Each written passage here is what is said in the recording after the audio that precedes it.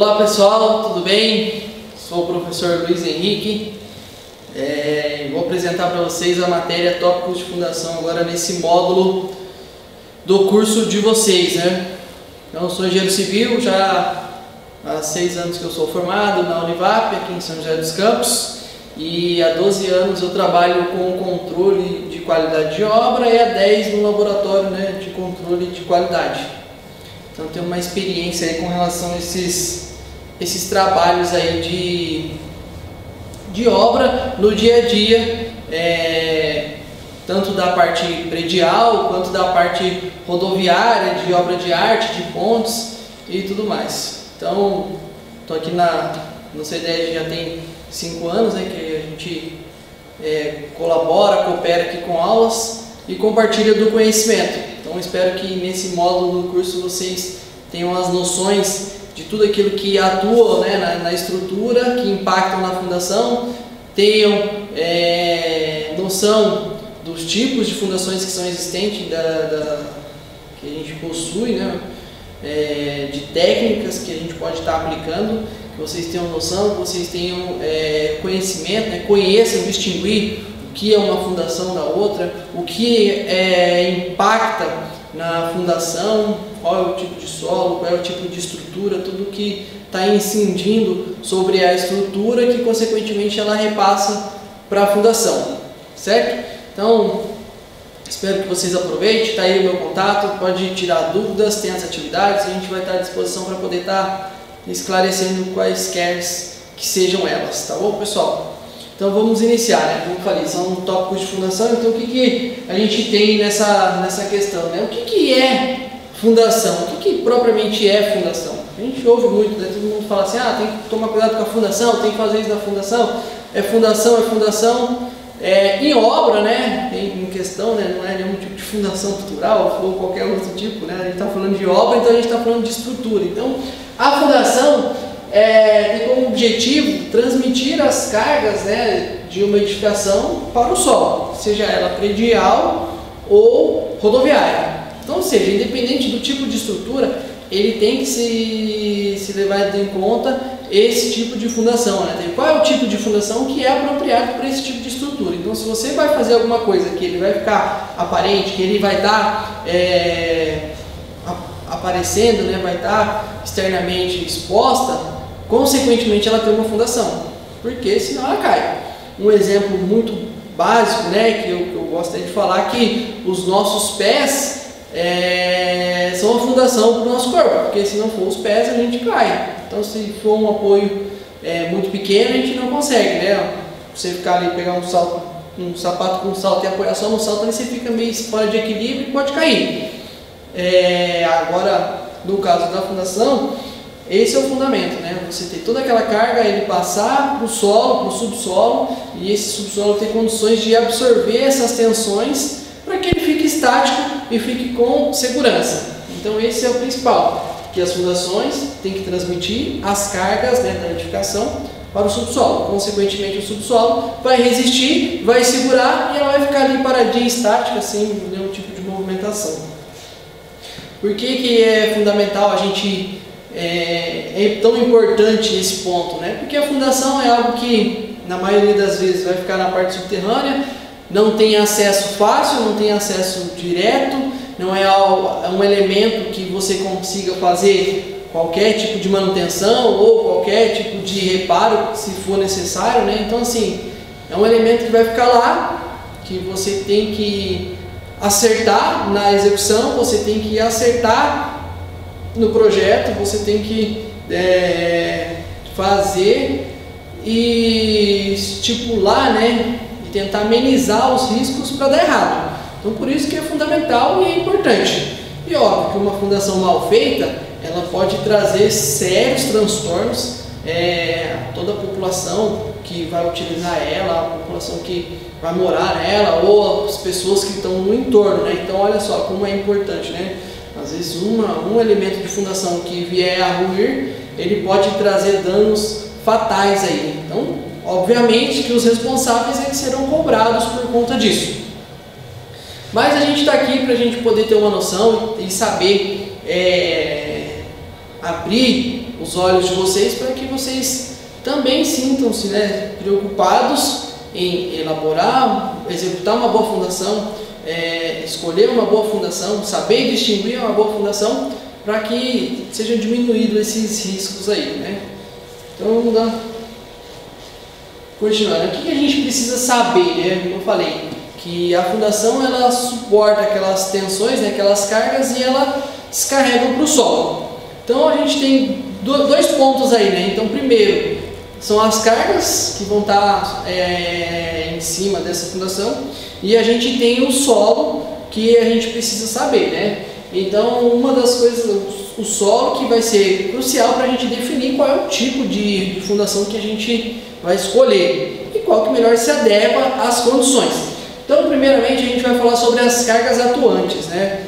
Como eu falei para vocês, é algo que é bastante importante, é realmente saber o que você vai ter de peso, o que você vai ter de carga atuante em cima da fundação, para consequentemente você conseguir elaborar uma boa fundação. Elaborar uma boa fundação não é só no sentido de ser bonita, de ser eficiente, mas ela tem que ser bem feita, tem que ser eficiente, tem que ter um bom custo-benefício, ser a mais adequada para o local, para a obra, para os vizinhos. Então isso é fazer uma boa fundação.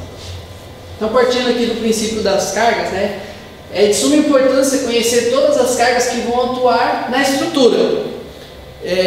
Então a gente tem, elas são divididas em duas partes, né? As cargas que são previstas, são as cargas que a gente consegue prever, consegue estipular, né, estimar, e a gente tem as cargas que são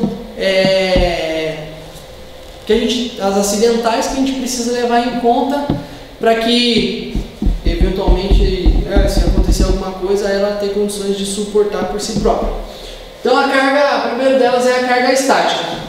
É considerado o peso próprio da estrutura, todos os elementos até o telhado. Então tudo que você vai ter ali na estrutura é considerado o peso próprio. Então se você vai ter pilares, se você vai ter colunas, se você vai ter vigas, se você vai ter laje, você vai ter piso, você vai ter telhado, vai ter caixa d'água, tudo isso é levado em questão, pontuado, para você poder considerar como a carga do peso próprio. Então isso são cargas que vão estar lá, que vão estar atuantes nessa estrutura, que você deve considerar. E a caixa d'água, que ela enche e esvazia, ela tem que ser considerada como uma atuante, porque é recomendável, né? A gente entende que ela vai trabalhar sempre cheia. Então, independente se ela vai encher e vai esvaziar, a gente tem que considerar ela como sempre cheia. Então, também é um ponto que impacta bastante. Já vi casos em que, no momento do cálculo, o projetista acabou esquecendo de levar em conta o peso da água que estaria atuando, né?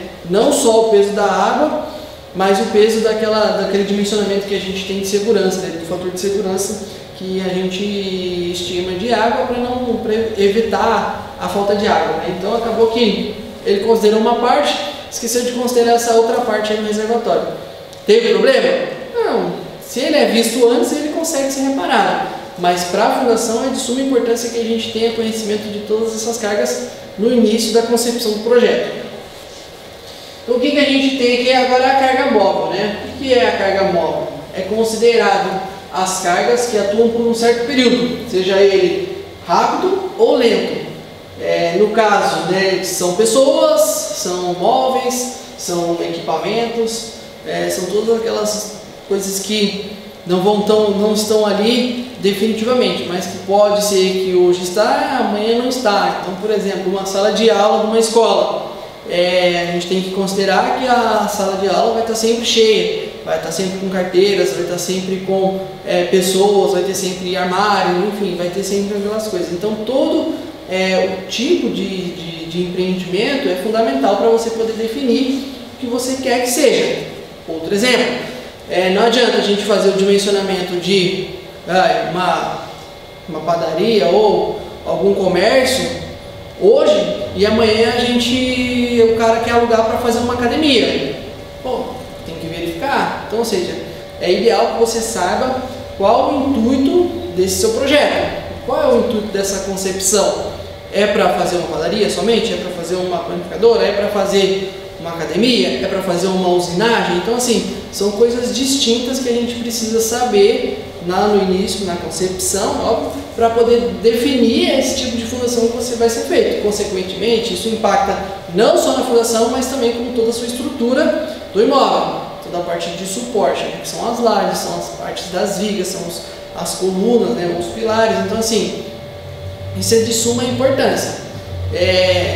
Porque se a gente considera hoje que vai ter uma sala para um curso, então você vai ter 30 pessoas, 20 pessoas ali naquela sala de aula. Mas se você amanhã depois aluga para algo que vai fazer de estoque, vai estar acumulando pesos muito concentrados ali na laje, então isso tem que tomar cuidado.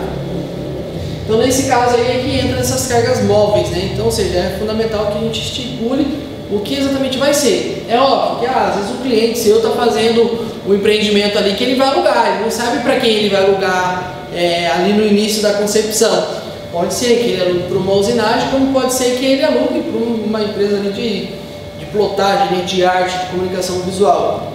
Então não sei. Então o que ele faz? Qual seria o ideal? Se ele não sabe, né, se a lei do zoneamento permite que ele encaixe esse tipo de comércio, independente se seja essa comunicação visual ou uma usinagem, por exemplo, o ideal seria o quê? Que ele estimasse, né, ou pelo menos elaborar o projeto, fazer a concepção do projeto para um uso de cargas maiores, que eventualmente alguém alugar tiver uma condição de cargas menores, não tenha problema algum. É diferente de quando você elabora, né, estipula ali toda aquela estrutura para algo mais leve e você precisa alugar para um cliente que queira fazer uma atuação de algo mais pesado. Aí você o cliente acaba perdendo esse negócio por conta das condições do prédio. Então por isso que é bem bacana a gente ter em mente esses pontos, saber o tipo de comércio, né, o tipo de edificação que você vai estar construindo, que você vai estar elaborando o projeto, o que você vai estar controlando, você saber quais são aquelas cargas atuantes, seja ela móvel, seja ela de equipamento, ou seja ela de pessoas, para você poder elaborar de uma forma mais próxima do real. Pô, Luiz, mas como é que eu faço? Eu vou considerar cadeira por cadeira, vou considerar pessoa por pessoa, vou considerar ponto por ponto? Tem uma norma, né, de dimensionamento de estruturas que ela já auxilia, ela já traz esse apoio para a gente e simplificou essa questão, onde a gente pode considerar, né, que para cada tipo de atuação, para cada tipo de comércio, para cada tipo de local, ele tem uma estimativa de peso em função da área quadrada. Então, por exemplo, se a pessoa vai montar uma academia, ele vai considerar que aquele piso dele, aquela laje dele vai suportar 800 kg por metro quadrado. Então ele vai fazer todo o dimensionamento em função de 800 kg por metro quadrado, consequentemente ele vai ter o peso próprio por metro quadrado mais aquele peso de utilização. Então, mas é tão expressivo assim? Expressivo, porque, por exemplo, se alguém vai abrir lá uma confecção, corte e costura ali, e aí você olhar lá na norma, você vai ver que para confecção você pode estimular 250 kg por metro quadrado. Então imagine só, né? De 250 para 800 kg, a gente está falando aí de 550 kg de diferença. Isso impacta na construção? Impacta ali na implementação do seu empreendimento? Sem sombra de dúvidas que impacta e muito. A gente está falando ali de 550 kg por metro quadrado. Então se a pessoa tem lá 100 metros quadrados de área, ou seja, 50 metros de área quadrada, olha só o quanto de carga que ele está impactando, né? Se pegar 50 metros vezes 550, a gente está falando mais de 25 mil quilos de atuação de diferença, né? Sem levar em conta os 800, só de diferença. Então veja bem, é fundamental que a gente tenha essa noção para você poder evitar transtornos amanhã, seja na fundação ou seja até mesmo com o seu cliente. Então quando a gente tem as considerações, né, as considerações de cargas acidentais, o que a gente leva em consideração? O que a gente leva em conta? Né? São considerados como cargas acidentais possíveis acidentes de quedas nos equipamentos, né, de algum equipamento, né, de uma estrutura, de algum tombo, alguma coisa, alguma colisão, né, alguma coisa bater ali no empreendimento, e também a questão de ventos, né, também isso impacta bastante. Isso ocorre com frequência? Em alguns lugares sim. Recentemente, né, a gente tem visto aí algumas ações da natureza tem acontecido, né, alguns eventos aí, inclusive em Balneário Camboriú foi o mais recente e foi o mais, vamos dizer assim, né, que mais espantou muitas e muitas pessoas, né. Primeiro, aquelas pessoas que não estão acostumadas, nós aqui no Brasil não estamos tão acostumados com essa incidência de vento tão forte, e vocês devem ter visto, se não, fica um lembrete para vocês pesquisarem aí, a ação do ciclone em Balneário Camboriú. Então vocês vão ver aí prédios que mais de 100 metros de altura aí, 600, 700 metros de altura, que acabou chegando lá no último andar, uma oscilação de 1,5 metro mais ou menos, né? E tem vídeo lá, quem não chegou a ver, né? Um vídeo da piscina lá chacoalhando para um lado para o outro, transbordando a água da piscina, né? É assustador? Quem não está acostumado é assustador. Mas para um prédio de 600, 700 metros de altura, era previsto? Era previsto, é considerado. Imagina só, né? Você tem uma altura levada em consideração essa área que vai ter de contato, né? Então isso impacta diretamente. Então, por conta disso, essa ação do vento que acontece diretamente na estrutura, quando você faz o dimensionamento da fundação, ele é acrescido alguns valores, né, em virtude da segurança dessa ação do vento. Depois eu vou mostrar para vocês, né, eu mostro para vocês no slide como que fica essa estrutura, todo esse esqueleto com relação à atuação das cargas, tá? Mas basicamente é isso aí. Então a gente tem de cargas acidentais, é isso aí, às vezes vai acontecer de, sei lá, caiu alguma coisa numa certa altura, imagine 200 kg caindo em cima de uma estrutura a 1 metro de altura. Então olha o impacto que isso gera, não só ali pontualmente, mas como a estrutura toda, né? Então a carga que acaba incidindo em cima disso tudo, dos elementos de fundação, é muito grande. Além de tudo, né, disso tudo, quando a gente vai fazer o dimensionamento da fundação, a gente realiza um fator, né, utiliza um fator que é usado na engenharia, que tem gente que fala que é o coeficiente de cagaço, né? Mas não, é o coeficiente de segurança, onde a gente majora as cargas, né? E a gente minora as resistências. Então o que quer dizer? Eu falo que aquilo que pesa 10, que ele vai pesar 15, e aquilo que resiste a 10 kg, ele só resiste a 6. Então nessa relação é que a gente entra em consideração. Eu tenho um exemplo, uma sacola que ela resiste 10 kg, mas eu vou considerar que ela vai resistir somente 6 para eu poder fazer o dimensionamento em função de 15 kg. Eu vou carregar 10, mas eu vou considerar que eu vou carregar 15, porque eu vou ter um fator de segurança. Então imagine só, né? Eu tenho uma sacola que aguenta 10, mas eu considero 6, e um peso que eu vou ter de 10 eu considero 15.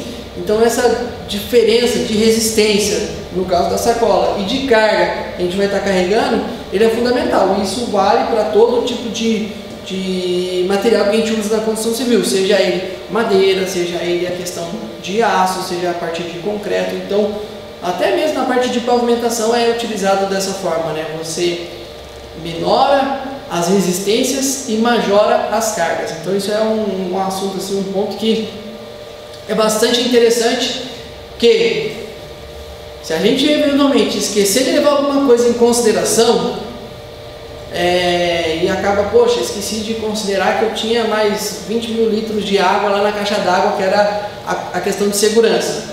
Se lá, quando eu fiz a concepção do projeto, eu levei isso em conta, minorei as resistências, majorei as cargas,